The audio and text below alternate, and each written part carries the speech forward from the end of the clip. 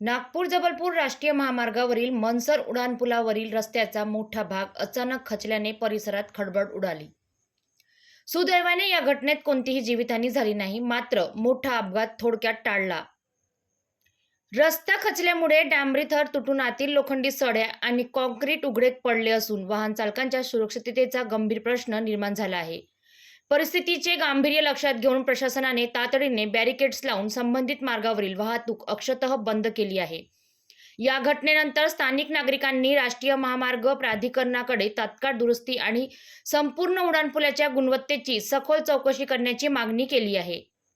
दरम्यान महाराष्ट्र नवनिर्माण सेनेचे रामटेक तालुकाध्यक्ष रॉकी चौरे यांनी प्रशासनाला इशारा देत म्हटले आहे की खचलेला भाग तात्काळ दुरुस्त करून संपूर्ण पुलाच्या कामाची गुणवत्तेची चौकशी करावी, अन्यथा तीव्र आंदोलन उभारले जाईल। या घटनेमुळे पुन्हा एकदा महामार्गावरील कामांच्या गुणवत्तेबाबत गंभीर प्रश्न उपस्थित झाले आहेत। संबंधित विभाग आता कोणती कार्यवाही करतो याकडे सर्वांचे लक्ष लागले आहे। अशाच वेगवान, विश्वासार्ह आणि धडाकेबाज बातम्यांसाठी पब्लिक टू पीएम न्यूज 24 ला सबस्क्राईब करा, व्हिडिओला लाईक करा आणि शेअर करायला विसरू नका।